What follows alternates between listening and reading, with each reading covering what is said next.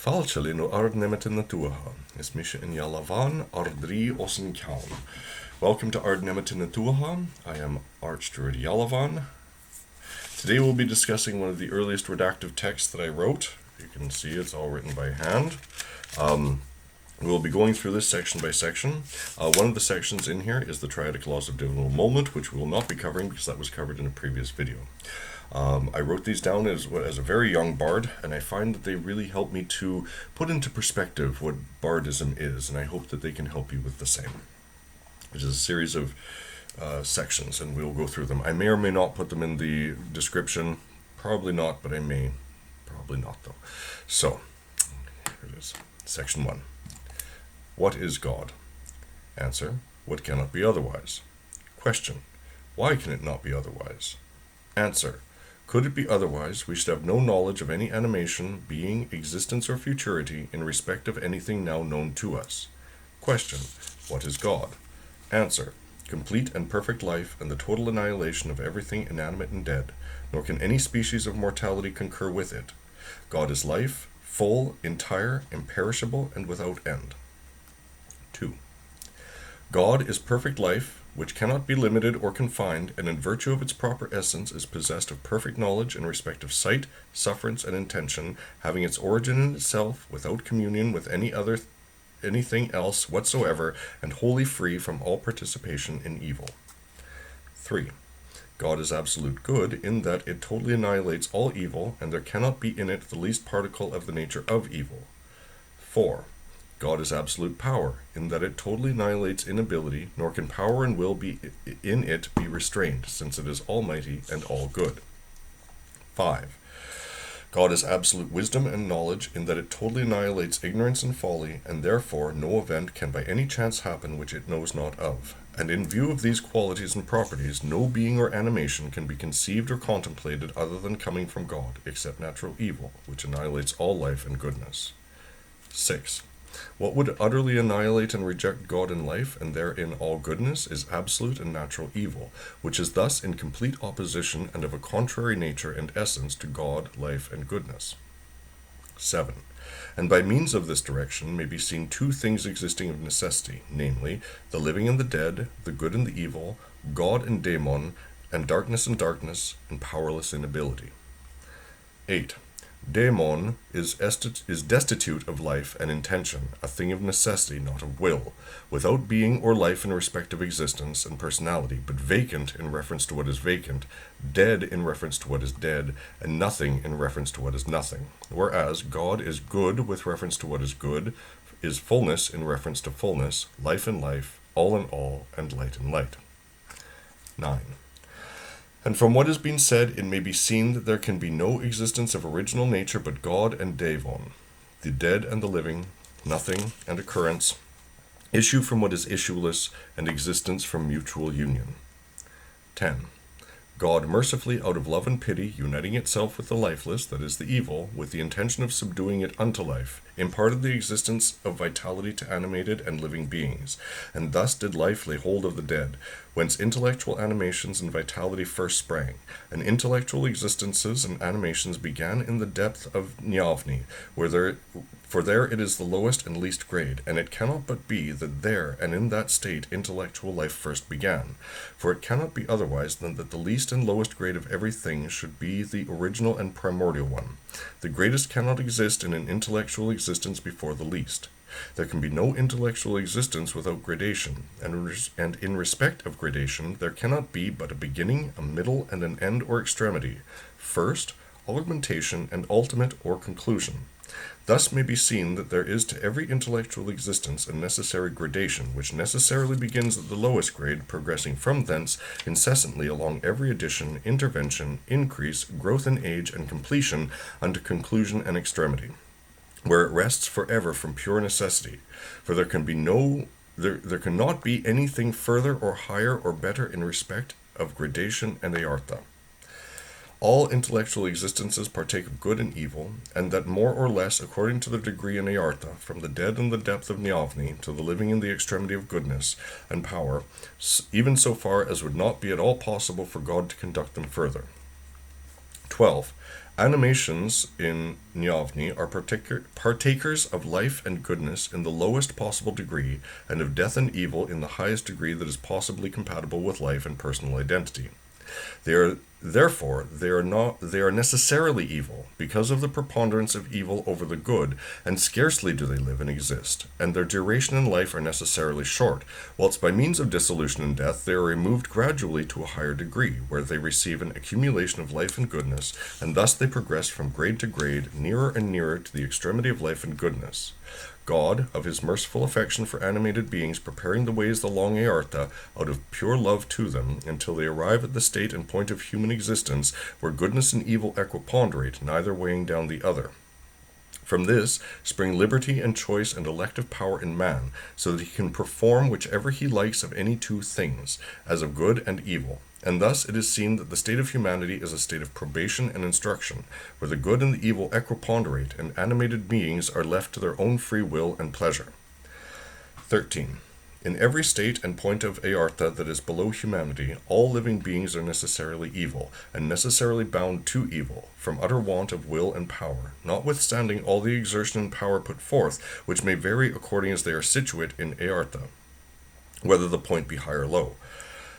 On this account, God does not hate or punish them, but loves and cherishes them because they cannot be otherwise, and because they are under obligation and have no will and choice. And whatever the amount of evil may be, they cannot help it, because it is from obligation and not willingly that they are in this state or condition. 14. After having arrived at the point of humanity in Eartha, where evil and good equiponderate, mankind is free from all obligation, because goodness and wickedness do not press one upon the other, nor does either of them preponderate over the other. Therefore, the state of man is a state of will and freedom and ability, where every act is one of project and selection, consent and choice, and not of obligation and dislike, necessity and inability. On this account, mankind are living beings capable of judgment, and judgment will be given upon them and their acts, for they will be good or bad according to their works, since whatever they do, they could do differently. Therefore, it is right that they should receive punishment or reward as their works require. The sentences of bardism from the book of H-Uidre. 1.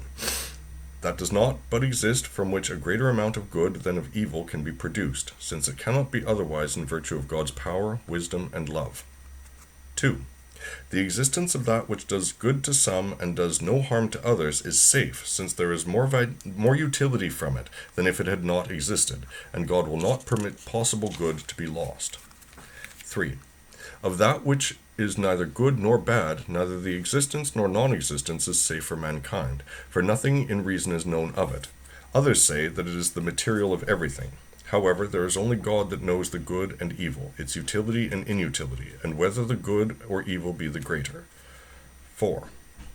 Where a great good to all without harm to anyone can be comprehended, it cannot but be that it is in existence, since otherwise the three principal attributes of God, namely knowledge, wisdom, and mercy, would not stand without being opposed by distress and necessity. Therefore, bardism is true. 5. Truth cannot be had from that in which every truth cannot consist, and which will not consist in every truth, for truth cannot be had from what will contradict or withstand that which is true. 6. It is true that according to justice there should be the best of all things. 7. It is true that according to love there should be the best of all things. 8. It is true that according to power there should be the best of all things. 9. It is true that according to wisdom and knowledge there should be the best of all things. 10. It is true that there cannot be in God other than all knowledge, all wisdom, all power, all love, and all justice, without restraint, without measure, without cessation, without end. Therefore, in respect of the power of God, it cannot but be that the best of all things are in existence, and it cannot be otherwise in respect of its knowledge, and it cannot but be in respect of its love, justice, and wisdom that the best of all things are in existence. 11. It is true that God can accomplish the best of all things. On that account, it cannot but be that the best of all things are in existence. 12. According to justice, there should be ability in justice. Therefore, in respect of justice, there cannot but be that ability belongs to justice. 13. In respect of knowledge, there ought to be power in knowledge and in knowing what is best. Therefore, there is power in knowing what is best. 14. According to love, there should be what is most merciful. Therefore, by the love of God, what is most merciful is in existence in every essence. 15. God, in respect of its power, wisdom, knowledge, and love, can produce the best of all things, the most just of all things, and the most kind of all things. Therefore, it cannot but be that the best of all things are in existence. 16. It cannot but be that the extreme limits of goodness and of what is good are in God. On that account, there cannot but be that the extreme of all goodness and all that is good is and may be found from God and by God through its infinite grace and love. 17. There cannot be a God that does not possess all power, all love, all wisdom, all knowledge, all justice, and all goodness. And it cannot but be that whatever those who possess these things do is found to be without distress, without necessity. And thus it ends. And now we begin the canons of proficiency in the art of poetry. These are poetic triads. Okay. The three primary requisites of poetical genius: an eye that can see nature, a heart that can feel nature, and a resolution that can follow nature. The three final intentions of poetry: increase of goodness, increase of understanding, and the increase of delight. The three properties of just imagination: what may be, what ought to be, and what is seemly to be. The three indispensables of poetical language: purity, copiousness, and ease. Three things that ought to be well understood in poetry: the great, the little, and their correspondences, or their correspondence. The three dignities of poetry: the praise of goodness, the memory of what is remarkable, and the invigoration of the affections. The three purities of poetry: pure truth, pure language, and pure conception. The three things that poetry should thoroughly be: thoroughly learnt, thoroughly animated, and thoroughly natural. And now we go to the institutional triads, a continuation of this. The three ultimate objects of bardism: to reform morals and customs, to secure peace, and to praise all that is good and excellent. The three joys of the bards of the island of Britain, and thus the bards of the Dominion of Canada: the increase of knowledges, and the reformation of manners, and the triumph of peace over devastation and pillage. The three splendid honours of the bards of the Dominion of Canada: the triumph of learning over ignorance, the triumph of reason over irrationality, and the triumph of peace over devastation and pillage. The three attributes, or necessary and congenial duties of the bards of the Dominion of Canada: to manifest the truth and diffuse knowledges of it, to perpetuate the praise of all that is good and excellent, and to make peace prevail over disorder and violence. The three necessary but reluctant duties of the bards of the Dominion of Canada: secrecy for the sake of peace and public good, invective lamentation required by justice, and the unsheathing of the sword against lawlessness and depredation. There are three avoidant injunctions on a bard: to avoid sloth, he is a person given to investigation; to avoid contention, because he is a person of discretion and reason. It is an institutional triad. Now for the triads of bardism and the elements. 1. The three materials of every being and existence: kalos, and every motionless body and solidity, and every hardness and concretion; fluidity, and hence every cessation, migration, and return; and nEalaban, hence every animation, life, and every strength, understanding and knowledge, and the same is God, without whom there can be no life and vitality. There are 5 elements: kalos, water, breath, uvel, and nEalaban, according to the Kimrau, and every one of them is dead except for the nEalaban, which is God, from which comes all life. 2. The three constituents of life: motion, knowledge, and imbas. 3. The three constituents of knowledge: original imbas, facile reason, and inevitable necessity. 4. The three constituents of art: instruction from a master who knows it, innate understanding that will comprehend it, and the exercise of congenial imbas. 5. 3 principles: innate understanding, vigorous affection, and the rises of natural temperament. 6. 3 concurrences of life: body, soul, and privilege. 7. The 3 constituents of Awan: knowledge or understanding, the 3 constituents of imbas: knowledge or understanding, vigorous affection, and devotion. 8.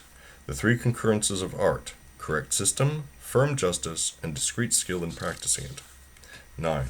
The 3 elevations of art: information from those who know it, genial understanding to comprehend it, and a needful occasion to practice it. 10. The three privileges which ought to be conferred upon those who teach and demonstrate any good art that was not previously known.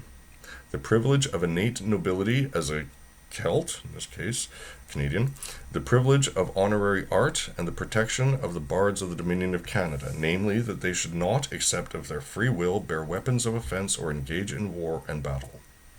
11. The three principal adornments of everything: time, place, and quality. 12.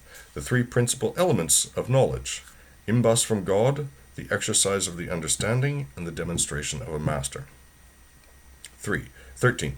The three principal elements of imbus from God: innate justice, habitual kindness, and natural understanding. 14.